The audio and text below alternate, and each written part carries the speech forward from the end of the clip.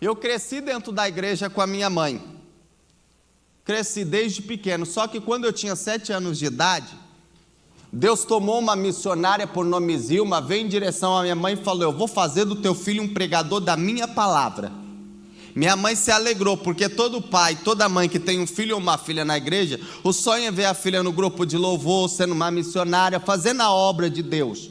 Todo pai que tem um filho na igreja é ver ele tocando na banda, participando do grupo, é ver ele sendo um obreiro, tem projeto de ver o seu filho na obra de Deus.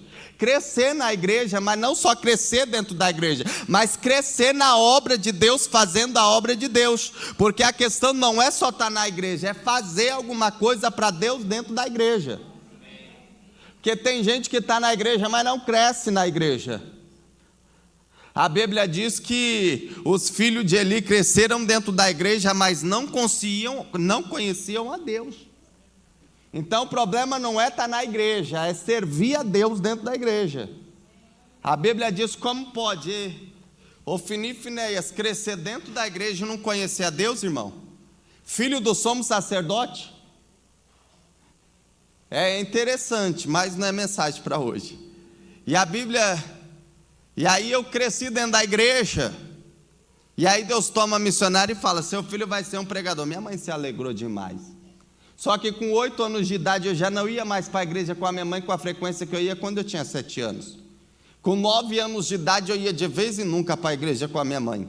Com 10 anos de idade nem de vez em nunca eu ia para a igreja com a minha mãe. Com 10 anos de idade minha família teve uma perca, a qual perdemos o meu padrasto na vida do crime. Sabendo eu quem tirou a vida do meu padrasto, ainda criança, entrou em mim um sentimento de vingança. E eu falei: eu vou entrar no crime, quando eu ficar maior, eu vou comprar um revólver, vou vingar o meu padrasto, eu vou tirar a vida desse homem. Com 11 anos de idade eu estava roubando, traficando, usando droga, bebendo. Com 12 anos de idade eu já tinha comprado meu primeiro revólver, com 12 anos de idade. Com 13 anos de idade eu não dormi uma noite sequer em casa, era de segunda a segunda-feira, passando as noites nas drogas, no tráfico, na balada, na criminalidade, fazendo tudo aquilo que não provinha do Senhor. Eu imagino minha mãe acordando de madrugada porque perdeu o sono, para ir beber água, para ir ao toalete, e ela olhando para a cama do filho dela e falando: Deus, aonde foi parar a tua promessa? Eu sei que meu filho não está numa vigília, não está no monte, eu sei que meu filho não está na casa do amiguinho, eu sei que ele está nas drogas, aonde foi parar a tua promessa? Só que a Bíblia diz que Deus é fiel e cumpre tudo aquilo que Ele promete. A Bíblia diz que Ele não é homem para que minta, nem filho do homem para que se arrependa. Eu imagino Deus falando: ele pode estar nas drogas, mas a minha promessa está de pé na vida dele. Ele pode não estar na igreja, mas a minha promessa está de pé. Não é porque às vezes Deus promete algo para nós e tudo está dando errado, que Deus não está na luta com a gente. Não é porque às vezes Deus faz uma promessa e nós passamos por dificuldade, que Deus não está. Os irmãos lendo a Bíblia, os irmãos já ouviram falar ou vão ler, que a Bíblia diz que Jesus está no barco, na polpa do barco, dormindo, e os discípulos estão passando por uma tempestade. Deus estava no barco e ele estava sofrendo uma tempestade. O fato de Deus estar no barco da sua vida não significa ausência de tempestade, mas significa a garantia que você não vai naufragar. E aí Deus fez a promessa, minha mãe está confiante na promessa, só que o filho dela está nas drogas. Eu lembro que ainda com 13 anos de idade eu fui preso traficando perto da minha casa, correram até minha casa e avisaram minha mãe. A polícia pegou o Cristiano traficando. Minha mãe chegou até o policial e perguntou: para qual delegacia o senhor vai levar ele? O policial falou: eu levar ele para a delegacia? Não, ele é muito jovem, não vai ficar preso. E é pouco, se eu pegar o teu filho nas drogas ainda essa noite, se era de tarde. Ele falou para minha mãe: se eu pegar ele ainda essa noite, pode olhar meu nome no distintivo, o número da viatura, porque eu mesmo vou tirar a vida do teu filho. Minha mãe olha e fala: Deus, com 7 anos você fala que meu filho vai ser um pregador, agora com 13 anos eu estou tendo que ouvir um policial jurar ele de morte. E Deus olha para ele e fala: a promessa ainda está de pé. Com 14 anos de idade eu fui preso a segunda vez, fiquei alguns dias preso. Na minha primeira audiência, fui liberado, minha família se reuniu e falou: o que nós vamos fazer para tirar o Cristiano da vida do crime? Vamos mandar ele para Minas Gerais, morar com o tio dele, Monsenhor Paulo, cidade pequena, pacata, sossegada, lá ele vai.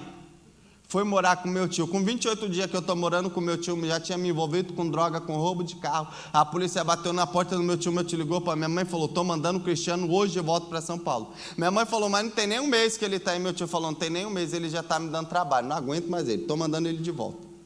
Voltei para São Paulo, minha família falou: e agora, o que nós faz com o Cristiano? Vamos mandar ele morar com a avó dele. 2 senhores de idade, crente de oração até o tutano, hora de manhã, hora no almoço, hora de tarde, hora de noite, hora de madrugada. Não tem como ele dar trabalho lá na casa dos avós dele. Mandou ele morar com meu avô em pouco tempo. Estava roubando, traficando, bebendo, usando droga e fazendo tudo que não provinha do Senhor. Eu lembro que ainda com 14 anos de idade, morando com a minha avó, Deus me deu vários livramentos. Entre esses livramentos, eu lembro num dia de domingo, passei o domingo inteiro traficando, bebendo, usando droga, fazendo tudo que não provinha do Senhor. E quando foi umas 20h30 da noite, umas 8h30, eu estava indo num terreno baldio usar droga, onde eu e as pessoas que andavam comigo usávamos droga junto.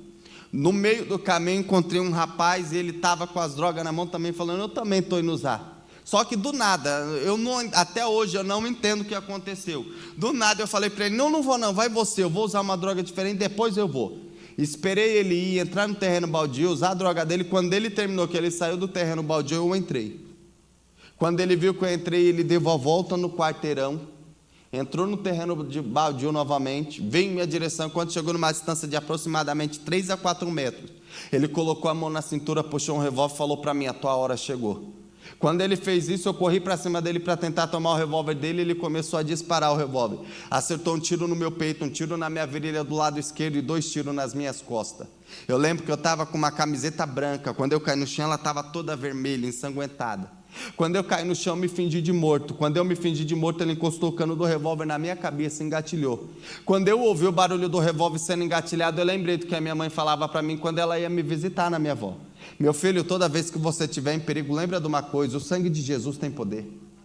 Não importa o quanto você esteja correndo risco, o que você esteja fazendo, lembra de uma coisa: o sangue de Jesus tem poder, meu filho. Isso é coisa de mãe, mas toda vez que ela me vê, ela falava: lembra de uma coisa, o sangue de Jesus tem poder. Aí nessas horas, quando a gente está na bênção, não, mas quando a gente está na prova, nessas horas, a gente lembra de Deus, lembra de mãe, lembra de família, né? E aí eu lembrei, me fingindo de morto, na minha mente eu clamei: o sangue de Jesus tem poder. Me fingindo de morto. Quando eu clamei: o sangue de Jesus tem poder, na minha mente, o rapaz com o revólver encostado na minha cabeça disparou mais 2 vezes o revólver. Nenhuma das 2 balas saiu. Sabe por quê? O sangue de Jesus Cristo tem poder. O sangue de Jesus Cristo tem poder. Há poder no sangue de Jesus. O rapaz pensou que eu estava morto, foram embora.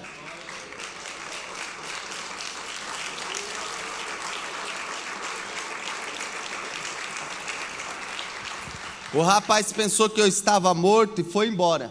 Quando ele foi embora, eu tentei levantar, apoiar a perna direita. Quando eu apoiei a esquerda, ela desceu por causa do tiro que eu tomei na virilha. Aí eu lembro que o salmista está falando no Salmo 46, verso 1. O Senhor é nosso socorro e fortaleza, bem presente na... irmão, agora eu fico imaginando.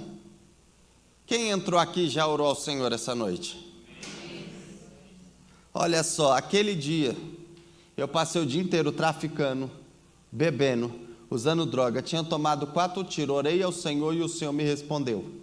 Se eu que passei o dia inteiro fazendo tudo que não provinha do Senhor, clamei ao Senhor, o Senhor me respondeu. Imagina você que está aqui na casa dele, na presença dele, glorificando o nome dele, orou a ele. Eu não sei qual foi tua oração, qual foi o teu clamor, eu não sei como tem sido tua semana, mas de uma coisa eu tenho certeza: a tua oração chegou no trono do Senhor. A tua oração chegou no trono e ele irá responder. Foi socorrido. Dei entrada no hospital. Quando eu dei entrada no hospital, só conseguia ver a luz do teto e ouvir um rapaz gritando: me socorre, doutor, que eu estou morrendo. Me socorre, doutor, tomei um tiro na barriga, estou morrendo. Aí eu apaguei, entrei em coma. Foi voltado coma depois de 3 dias na UTI do hospital.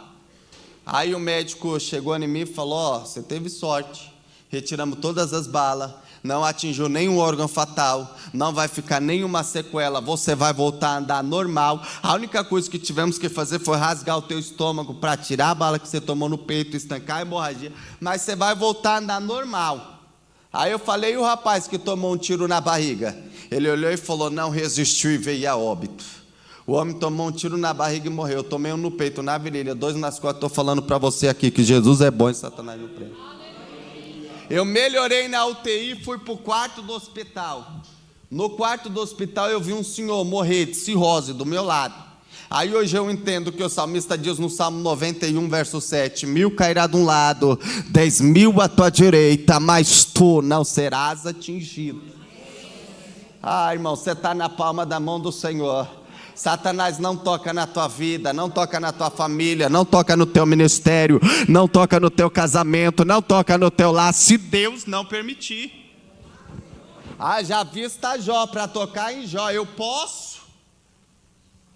Só tocou em Jó porque Deus falou, pode tocar, toca nele, mas não na alma. Satanás só tocou em Jó porque Deus permitiu, mas para ele tocar ele pediu permissão. Ah, irmãos, e Deus me dando vários livramentos. Saí desse hospital normal, andando pela porta da frente, fui morar num outro local para ver se saía da vida do crime.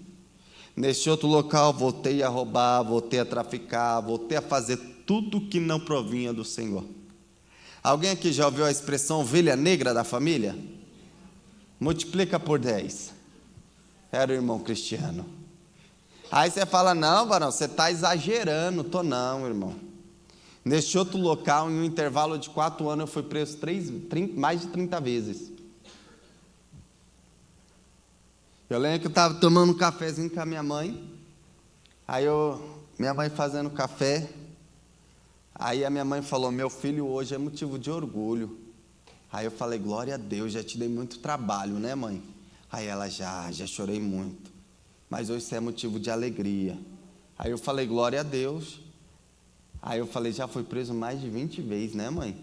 Aí ela olhou, arregalou o olho e falou, o quê? Aí eu falei, ixi, devo ter exagerado, né? Aí ela falou, não, você está sendo modesto. Aí eu falei, não, agora é a senhora que está exagerando. Acho que é a idade, né? Brincando com ela, e ela, não. Você foi preso mais de 30 vezes. Eu falei, não, mas a senhora deve estar exagerando. Aí eu falei, meu filho, Deus fez uma promessa na tua vida e eu nunca me esqueci. E toda vez que você ia preso, eu guardava o comprovante. Eu falava, um dia vai ser testemunho que o meu filho vai sair dessa vida.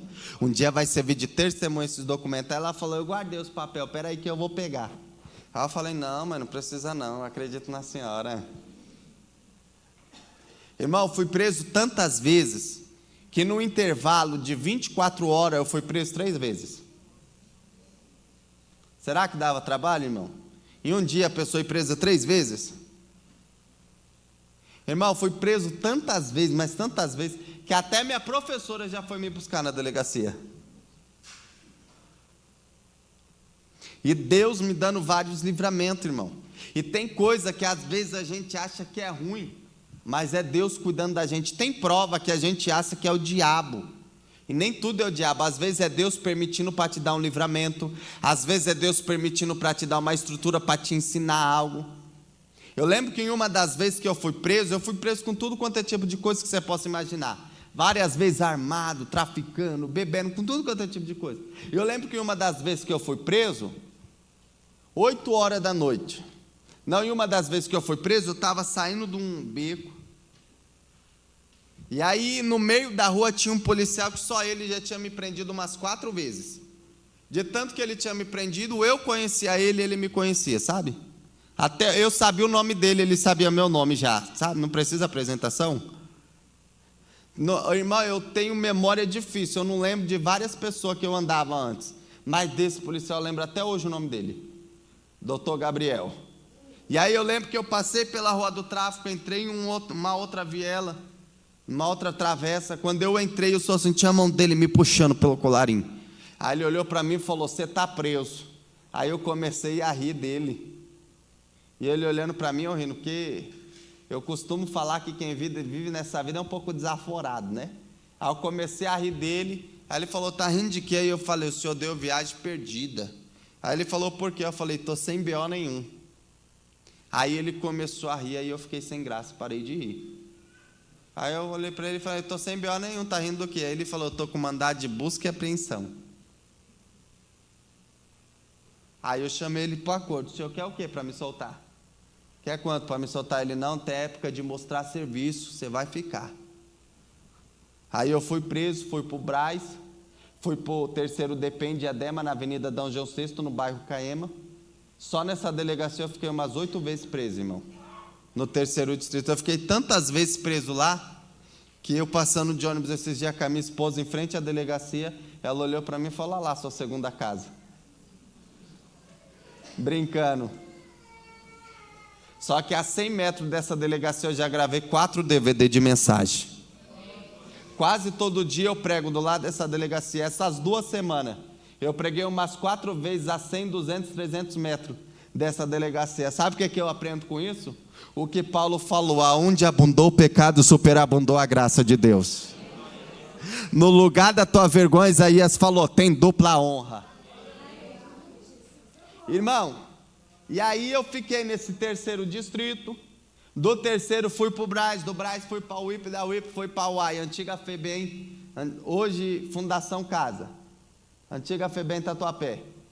Aí fiquei lá 1 mês, 2 meses, 3 meses, aí eu comecei a contender com Deus. Ó, irmão, eu roubava, eu bebia, eu usava droga, eu traficava, e eu estou reclamando com Deus porque eu estou preso. Por que eu estava reclamando? Porque eu já tinha ido preso várias vezes armado, traficando, bebendo. Eu nunca tinha ficado mais de 3 meses. E da vez que eu fui preso sem nada, aí eu fiquei. Aí eu comecei a me revoltar. Eu estava com mandado de busca e apreensão à toa.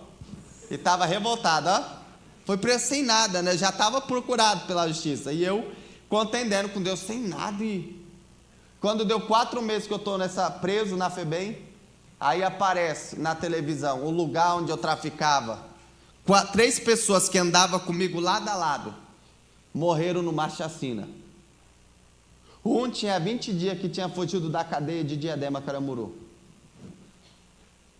Aí o Senhor falou: tá vendo, se você estivesse lá fora, eu permiti que você ficasse preso tão somente para mim poupar a tua vida. Tem coisa que a gente acha que é prova. Eu falando é luta, é prova, é dificuldade. Deus falando: é eu que estou poupando a tua vida. É eu que estou poupando. O que para mim era um desastre, para Deus era um livramento. E Deus faz isso? Faz. Eu gosto de pregar a Bíblia, irmão. Atos dos Apóstolos, capítulo 12, versículo 5. A Bíblia diz: e Pedro era guardado, na prisão. Está na Bíblia. Está na Bíblia. Lucas escreveu isso, está na Bíblia. E Pedro era guardado. Aí eu li isso, eu falei: como assim Pedro está sendo guardado? Tiago já tinha sido decepado. Herodes falou: o próximo é você, Pedro. E o Lucas vai escrever: e Pedro era guardado. Alguém que está preso,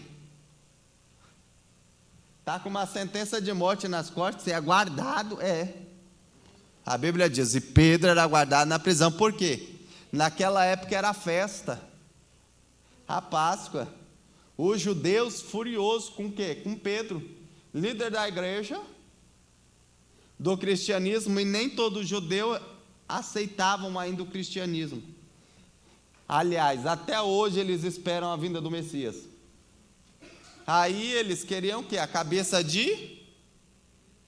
Aí Deus falou: eu vou guardar. Herodes falou: prendi Pedro. Deus falou: não, eu te usei para guardar, meu servo. Herodes falou: tá preso, eu prendi. Deus lá de cima falou: não, é eu que estou te usando para guardar, meu filho, que é para ninguém tocar no meu filho, mas fique tranquilo. Mas eu prendi, amanhã eu mato. Deus falou: eu deixei você, guarda hoje, e amanhã você não mata, porque de madrugada eu estou enviando o meu anjo para libertar ele da prisão. Então Deus permitiu que eu ficasse guardado só para poupar a minha vida, irmão. Quem diria? Esses tempos atrás, minha tia chegou e falou: meu filho está preso. Aí eu falei: não, tia, às vezes é um livramento. Às vezes, porque se eu estivesse no mundo, certamente eu estaria com as pessoas que foram assassinadas e eu estaria morto. Mas Deus falou: não, vou poupar porque eu tenho uma promessa na tua vida. Irmão, Deus me deu livramento. Eu lembro, numa sexta-feira, 8h30 da noite, 8 horas da noite, estava traficando, nós do tráfico estávamos em guerra. E aí eu estava armado, estava traficando, tinha mais 4 pessoas comigo, estávamos em 5, mais um armado, e nós foi preso 8 horas da noite. 3 horas da manhã, eu fui liberado, o delegado ligou para o meu voo, o telefone tocou, o delegado falou: prendemos o Cristiano, mas ele está livre, pode vir buscar ele. Quando meu avô desligou o telefone, um dos meus tios olhou para o meu avô e falou: você não está vendo que não adianta? Você não está vendo que vai de mal a pior? Abre mão dele, desiste dele, esse daí não tem mais jeito não, só dá trabalho. Esse daí não tem mais jeito não. Meu avô, como servo de Deus, olhou para ele e falou: enquanto a vida ainda há esperança, eu creio na promessa que Deus fez na vida do meu neto.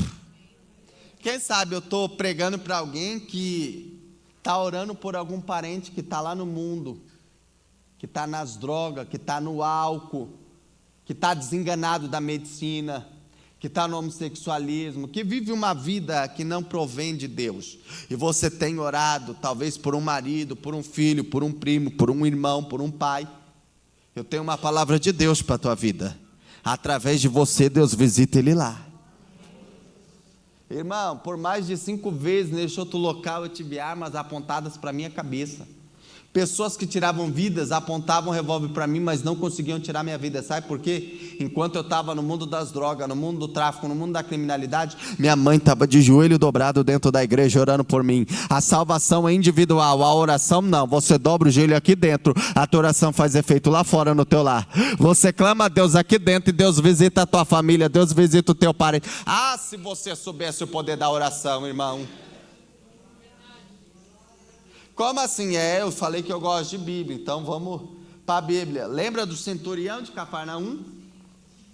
Deixou seu servo atormentado, sem andar em casa, e falou: Jesus falou: vamos lá, eu vou para a tua casa. É o primeiro homem que eu vejo falando que Jesus não precisa entrar na casa dele. Aí ele fala: não, Senhor, não precisa ir até minha casa, eu não sou digno de que entre debaixo do meu telhado, mas eu também entendo de autoridade. Eu digo a esse vai, ele vai. Eu digo a esse vem, vem. Ele olhou para Jesus e falou: libere só uma, e o meu servo sarará. Jesus olhou e falou: nunca achei tanta fé. Aí, enquanto ele estava com Jesus, o servo dele já estava sendo curado. Ele aqui com Jesus é que nem a mulher Cirofenícia, ou a mulher cananeia. A filha dela está endemoniada, colocando fogo no próprio corpo. Ela anda quilômetros, vai até Jesus e fala: Jesus, minha filha está endemoniada. Jesus olha para ela e fala: não é lícito pegar da mesa e deitar os cachorrinhos, pegar dos filhos. Aí ela olhou e falou: mas até os cachorrinhos comem das migalhas que caem da mesa dos seus. Aí Jesus olhou para ela e falou: vai em paz. Enquanto ela falava com Jesus aqui, a filha dela era curada na casa dela. Enquanto ela falava com Jesus aqui, a filha dela era curada na casa dela. Enquanto ela falava com Jesus aqui, a filha dela era curada na casa dela. Não, você não entendeu, eu estou falando para você. Enquanto você está buscando Jesus aqui, Ele está visitando a tua casa. Enquanto você está buscando Jesus aqui, Ele está visitando o teu lar. Enquanto você está buscando aqui, Ele está visitando os teus familiares. A tua oração aqui gera efeito lá. A tua oração aqui gera efeito lá.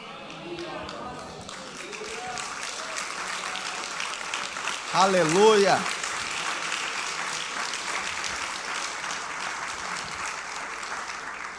E Deus cuidando, irmão. Deus guardando. Eu lembro, dia 28 de janeiro de 2004, numa quinta-feira, 10h30 da noite, eu estava em frente à casa da minha prima. Ela olhou para mim e falou: Cristiano, toma cuidado. Eu olhei para ela e falei: cuidado com o quê? Uma noite linda dessa, uma noite gostosa dessa? Eu sou jovem, eu quero me divertir, eu quero curtir a vida. Ela olhou para mim e falou: toma cuidado. Deus estava usando ela para falar comigo e eu não estava entendendo. Sabe por quê?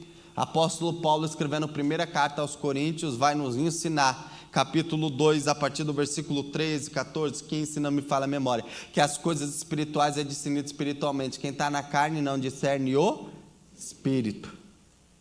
Deus estava usando minha prima para falar comigo e eu não estava entendendo. Isso era 10h30, irmão. 11 horas, eu e um amigo meu encomendamos uma pizza. 11 horas. Já gostava de pizza sem ser crente. Depois de crente, então, a benção completa. Então, 11 horas encomendamos uma pizza. Eu e um rapaz que estava comigo. Quando deu 11h20, eu falei para ele, vai ver se a pizza está pronta. Eu estava numa avenida bem movimentada. Tinha vários carros estacionados nessa avenida, entre esses carros uma Kombi. E aí eu falei para o rapaz que estava comigo, vai ver se a pizza está pronta. Quando ele virou a esquina da rua da pizzaria, saiu 2 caras de trás de uma Kombi estacionada, um parou do meu lado direito, outro do meu lado esquerdo. O inimigo tinha colocado no meu coração, e eu tinha um sentimento assim, ó, que o diabo colocou na minha mente, irmão. Vai vir alguém tirar a sua vida, você vai tomar a arma dela e tirar a vida dela com a própria arma dela. Quando os 2 caras apareceram, um parou do meu lado direito, outro do meu lado esquerdo, cada um sacou de um revólver. Em vez de eu correr deles, eu corri para cima deles, ó, pensando que sou super-herói. Corri para cima deles, irmão. Quando eu corri para cima deles, eles se esquivaram e começaram a atirar. Acertaram um tiro na minha cabeça, um tiro na minha nuca, um tiro no meu pulmão e um tiro na minha espinha. Eu caí apagado. Eles pensaram que eu estava morto e foram embora. Depois de alguns segundos eu voltei em si, tentei levantar os braços. Tentei levantar, quando eu voltei em si, movimentar os braços, não movimentava. As pernas também não movimentava. Só o pescoço, só apaguei. Depois de alguns segundos eu voltei em si com as pessoas ao meu redor gritando meu nome. Mais uma vez, tentei levantar, movimentar os braços, não movimentava. As pernas também não movimentava, só o pescoço. Aí eu falei, Senhor, dessa vez eu não vou fazer que nem a primeira vez que eu fui baleado e clamar o teu sangue. Dessa vez eu vou fazer diferente. Eu entrego a minha vida nas tuas mãos. Eu imagino Deus olhando de cima para baixo falando, precisava chegar a esse ponto? Precisava chegar a esse ponto? Quantas vezes, irmão, a gente quer tomar uma decisão e Deus nos adverte? Não faz isso. A gente quer entrar numa sociedade e Deus fala, não faz isso. Eu não estou no negócio. A gente quer mudar de ministério e Deus falou, eu não estou no negócio. Às vezes a gente quer trocar de casa e Deus está falando, fique acomodado onde está. Não é tempo. Às vezes a gente não é daqui, quer ir para outro estado, ou quer vir, nasceu em outro estado, está em São Paulo, quer voltar, e está fazendo projeto, e Deus está falando, ainda não é tempo de voltar, eu não estou nesse negócio. Quantas vezes a gente quer tomar decisão e Deus fica nos advertindo, não, não, não, não. Tem crente que é uma benção, irmão. Ele vem para o culto e ele fala, Deus, fala comigo. Aí ele vem. Deus, será que é do Senhor eu fazer isso, eu entrar nesse relacionamento, eu fazer isso? Aí Deus no culto fala assim, não. Não dá esse passo. Aí chega em casa, alguém fala para ela, eu só conheço alguém que tem o dom de revelação. Aí Deus falou, não, no culto ela vai ligar para pedir oração, para a irmã Maria da Revelação, para ver se Deus muda o que Deus falou aqui na igreja. Ou se não, sai daqui da igreja, Deus falou não, aqui vai em outra igreja, para ver se Deus muda o resultado lá, e fala assim lá, irmão, o Espírito de Deus que fala aqui, ele fala em outra igreja também, ele usa a irmã da Revelação, o Espírito é o mesmo, a Bíblia diz, os dons é vários, mas o Espírito é o... Se Deus falou não, é não, Ele sabe o que é melhor para você. Se Deus falou sim, é sim também, vai porque Ele é contigo. Eu costumo falar, irmão, se eu falar para você, olha todo mundo para a parede, aí eu pergunto, o que você está vendo? Alguém vai falar, parede. Só que o nosso Deus, Ele está vendo a parede, o que está do outro lado da parede, quem está lá, o que está acontecendo. Então a nossa visão é limitada, a de Deus não. É por isso que quando a gente vai fazer alguma coisa, a gente costuma pedir direção, porque Deus sabe o que nós vamos enfrentar lá na frente. Lembra de Moisés saindo com o povo? Vamos por aqui, porque 17 dias nós já está na terra de Canaã. Aí Deus falou, vai por aí não, Moisés, vai pelo caminho do deserto. Moisés, mas Senhor, o caminho aí é mais longo. Aí Deus falou, Moisés, é mais longo, mas o povo vai chegar. É melhor ir pelo um caminho longo que o povo chega do que ir pelo um caminho curto que não chega. Moisés falou, mas por que, Senhor? Aí Deus falou, porque no meio do caminho aí eles vão encontrar coisa que eles vão parar. Eles não vão aguentar. Eu estou falando, vai por aqui. Moisés falou, então vamos por aqui. E mesmo assim ainda o povo, os irmãos conhecem a história, mas estou no testemunho, irmão. É que pregador é uma benção. E é Deus cuidando, Deus falando. Aí, estou baleado no chão, caído, entrego minha vida para o Senhor. Foi socorrido de entrada meia-noite e 29 no hospital. Como você sabe, evangelista? Porque eu tenho papel em casa. Hoje em dia é tanto charlatão, é tanta gente mentindo, inventando testemunho, que quem tem que... Eu até, além do lado que eu tenho do médico, eu ainda tirei umas 5 cópias. Que é para se um dar problema, tem os outros. E aí, de entrada, meia-noite e 29 no hospital. Primeira pessoa da minha família a chegar no hospital foi minha tia Luciana. Quando ela chegou 2 horas da manhã, por volta de 2 horas da manhã no hospital. Quando ela chegou, ela encontrou no hospital, na emergência do hospital, sangrando, sem receber uma avaliação médica digna, de canto, em cima de uma maca, sem estar tomando nenhum remédio, sem estar com nenhum aparelho de medicina, e o médico assinando o meu atestado de óbito. Minha tia falou: ô doutor, o senhor é doido? Eu estou vendo meu filho está gemendo, gritando, dando trabalho lá, e o senhor está dando ele como morto. O médico falou: não, ele está morrendo. Minha tia falou: não interessa, o senhor está dando ele como morto se ele ainda está vivo. Ele está morrendo, mas não morreu. Minha tia falou: não, o senhor tem que tentar salvar a vida dele, não desistir da vida dele. O médico falou: minha senhora, lidou com esse tipo de caso todo dia. Se eu estou falando para a senhora que ele vai morrer, não há nada que possamos fazer.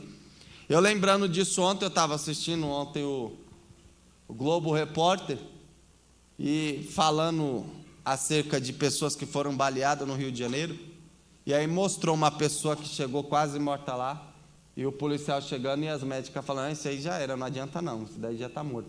Foi a mesma coisa que o médico fez comigo e com a minha família. Só que quando o médico falou para minha tia: não, isso aí já era, não adianta não, minha tia começou a fazer um escândalo no hospital, ameaçou chamar a emissora de televisão. Para acalmar minha tia, o médico falou: tá bom, vamos fazer alguns exames. Primeiro exame que eu fui fazer foi de raio-x. Na sala de raio-x eu entrei em coma, fui parar na UTI. Na UTI colocaram um tubo de oxigênio dessa grossura na minha garganta, um monte de aparelho de medicina. Só foi o raio-x para a mão do médico. Eu tenho raio-x até hoje. Se os irmãos quiserem, numa próxima eu trago. No raio-x está uma bala alojada na cabeça, uma bala alojada na nuca, uma bala alojada no pulmão e uma bala alojada na espinha. Os 4 tiros que eu tomei da segunda vez que eu fui baleado, as 4 balas estão alojadas até hoje no meu corpo. O médico virou e falou para minha tia: não falei para a senhora que ele iria morrer? Sabe onde ele está agora? Na UTI, dependendo de aparelho para respirar. Aqui ele ainda agonizava sozinho, lá ele depende de aparelho, porque por ele mesmo já era. Minha mãe chegou por volta de 5 horas da manhã no hospital. Quando minha mãe chegou, o médico falou para minha mãe: tem alguma pessoa da família dele, da senhora, que tem problema de coração? Minha mãe falou a avó dele. O médico falou: prepara o coração dela, possa ser que seu filho morra daqui 5 minutos, daqui 10 minutos, daqui 20 minutos, daqui meia hora, daqui 1 hora. O único diagnóstico que podemos dar para a senhora é que o teu filho vai morrer, não há nada que possamos fazer. Minha família entrou em desespero, passou o dia inteiro chorando a minha morte, antecipadamente. Quando foi de noite, levantaram a igreja em oração. Lembra que eu falei do poder da oração? Levantaram uma igreja em oração, irmão. Aí eu falei para você do poder da oração. A Bíblia diz assim, ó: a oração de um justo, de um. A Bíblia diz: Paulo e Silas oravam e cantavam hinos ao só 2. Aí Deus mandou um terremoto e caiu as cadeias, os portões da... Só 2 pessoas. Jesus vem dizendo nos evangelhos: se 2 pessoas orarem em concordância, em um só propósito, tudo que pedir ao Pai em meu nome, Ele fará.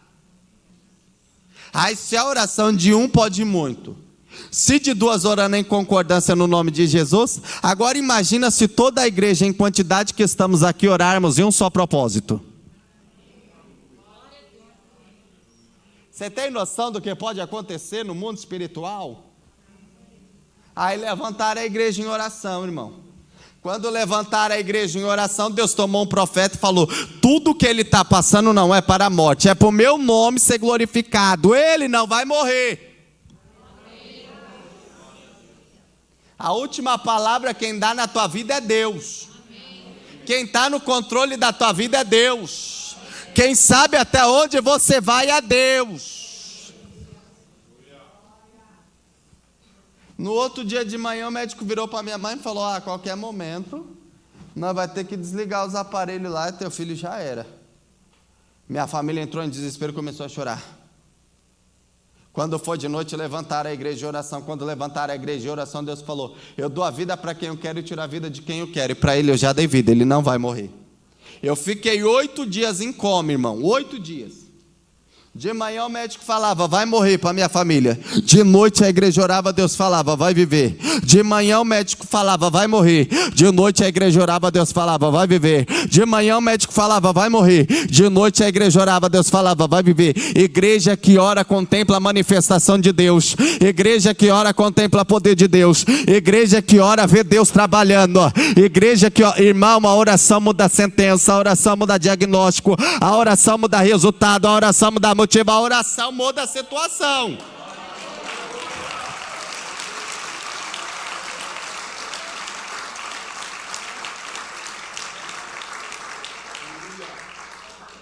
Graças a Deus que essa igreja orava todo dia por mim, hein?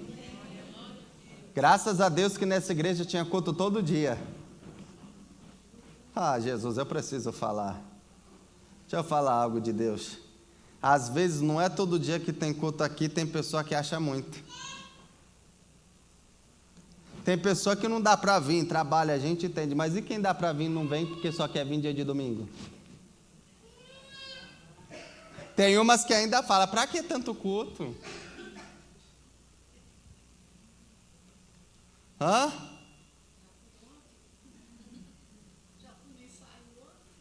Você entendeu? Para que tanto culto?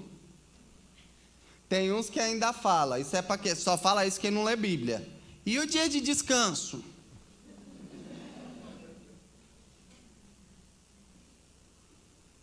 Miqueias falou: nosso descanso não é no... Paulo, escrevendo aos Filipenses, se não me falha a memória, fala assim: não vos preocupeis e não vos acostumeis com essa terra, porque o nosso lugar é no céu, de onde veio o nosso Salvador, Jesus Cristo. Aí o escritor aos Hebreus vai falar também: ei, nossa terra, nossa nação, nossa pátria não é aqui, nossa pátria é no céu, da onde veio o nosso Salvador. Oh, aleluia! Oh, aleluia! Oh, aleluia!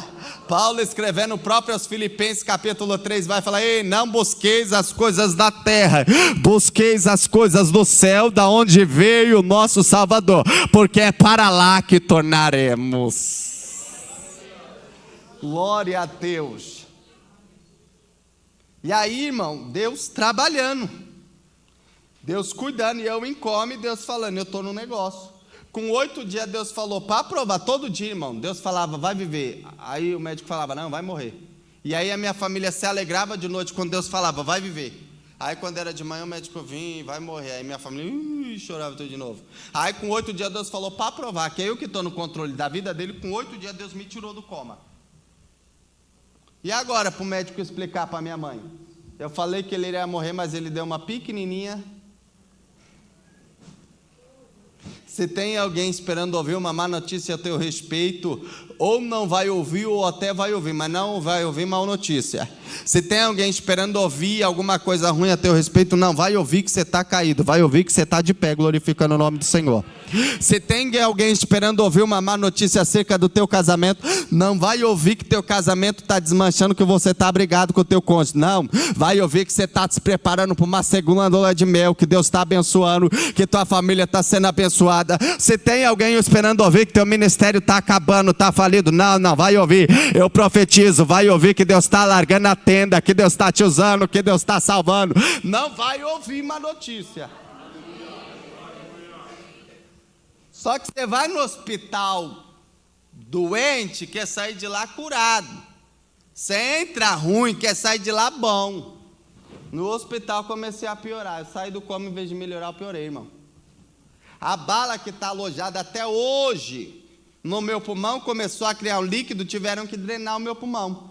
Dreno tem de vários tamanhos. O dreno que colocaram no meu pulmão é uma mangueira dessa grossura, aproximadamente 30 centímetros dentro do meu pulmão. Pelo lado direito. A bala que está alojada até hoje no meu pulmão começou a criar uma secreção, e essa secreção começou a impedir a respiração de chegar até a boca, o nariz. Tiveram que abrir minha garganta, e colocar um aparelho por nome traqueostomia. Quem já ouviu falar? Era o único meio que eu estava respirando. O tempo foi passando, começou a nascer feridas na minha perna. Eu não falo um arranhar, um cortezinho, um ralado, não. Feridas do calcanhar próximo ao joelho. Fiquei 58 dias nesse hospital. Nesses 58 dias que eu fiquei no hospital, só dreno no pulmão, usei 8 vezes dreno no pulmão. De tantas vezes que eu usei dreno no pulmão, as enfermeiras iam fazer curativo, elas pegavam 2 pacotes de gás, enchiam de pomada e enfiavam a mão lá dentro do meu pulmão. Irmão, o médico teve que tirar uma parte da minha coluna, da minha costela. Ficou um buraco tão grande que você olhava, como aqui nessa cadeira. Você olhava lá dentro do meu pulmão. O tempo foi passando, as feridas na minha perna, as escárias, foi abrindo, a carne deteriorando a ponto de chegar no osso e você vê o osso da minha perna. Fiquei 58 dias nesse hospital. Nesses 58 dias me transferiram para um outro hospital, com equipamento de medicina mais avançado, um hospital mais preparado. Com 14 dias o médico chamou minha mãe e falou tudo que podíamos fazer, tudo que estava ao nosso alcance, toda a tecnologia, na medicina que nós podíamos usar, que nós temos à disposição para tentar salvar a vida do teu filho. Nós tentamos, infelizmente ele vai morrer, não há nada que possamos fazer. Como ele vai morrer, vamos liberar ele para morrer em casa. É melhor ele morrer em casa, do lado da família, do que no hospital, do lado desconhecido. Mandou ele morrer em casa com o pulmão aberto, que você olhava lá dentro do pulmão, com as feridas na perna, que você viu o osso e o aparelho de traqueostomia. Eu vou mostrar para os irmãos cicatrizado, mas quando o médico mandou ele morrer em casa, você viu o osso da minha perna. Faz favor, varão. Levanta essa perna aqui, por favor. Vou levantar. Puxa a minha para baixo. Dá para os irmãos ver? Vira o pé para cá. Faz favor, pastor. Faz favor, pastora. Cadê minha irmã que nos convidou? Faz favor também, irmã. Bate aqui, pastor, para ver se tem carne aqui nessa parte. Não tem. Bate aqui, pastor. Aqui, ó, só aqui, ó. Abaixa para a senhora ver melhor.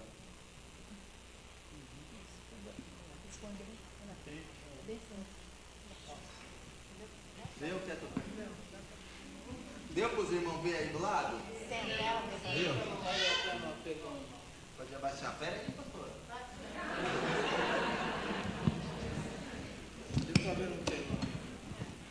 Pera aí, quando o médico mandou eu morrer em casa, você olhava lá dentro do meu pulmão. Presta sua mão aqui, pastora. As enfermeiras enfiavam a mão lá dentro. Ó. Dá outra mão que é melhor. Aqui, ó. Olha o tamanho do buraco, deixa a mão mole. Não dói não, fica em paz, ó. Ó. Viu o tamanho do buraco? Dor pra você. Hã? Dor pra você nem Não sente não. Faz favor, pastor. Tem? Vou mostrar a foto pra senhora, peraí. Ó. Tamanho do buraco. Viu, ó? Usa. Faz favor, Bruno. Nossa. Aqui, assim. Tem até um osso aqui. Ó. Aqui tá cicatrizado, ó. Peraí, só um só. Aqui tá cicatrizado, imagine aberto. Depois, se os irmãos quiserem ver, eu vou estar com o DVD ali fora. Aí dá para os irmãos ver, amém? Amém? Deus abençoe, varão. Deus abençoe, pastora. Foi assim que o médico mandou ele morrer em casa. Com o pulmão aberto, que você olhava lá dentro do pulmão, com as feridas na perna, que você viu o osso, o aparelho de traqueostomia. Só que quando o médico mandou ele morrer em casa, ele não sabia de uma coisa. Havia uma promessa de Deus estabelecida na minha vida. Lembra que eu perguntei quem tem promessa? Lembra que eu perguntei? Quem tem promessa? Levanta a mão. Só quem tem promessa, levanta a mão. Levanta a mão que eu vim como boca de Deus para a tua vida. Eu não vim aqui como que deficiente, como paraplégico, como cadeirante. Não, eu vim como profeta, como boca de Deus, como ministro. E eu vou profetizar. Ei, levanta a mão, eu vou profetizar. Te prepare, nenhuma das promessas do Senhor vai ficar pelo meio do caminho na tua vida. Todas que Deus fez, Ele vai cumprir porque Ele é fiel. E eu vou profetizar, e te prepare. Hoje sou eu com esse microfone testificando do que Deus fez na minha vida. Amanhã vai ser você que vai estar falando: Deus cumpriu o que me prometeu. Deus cumpriu o que me prometeu. Deus cumpriu o que me prometeu. Quem acredita? Quem acredita? Quem acredita? Quem acredita? Só quem acredita dá um brado de glória para glorificar o nome do Senhor.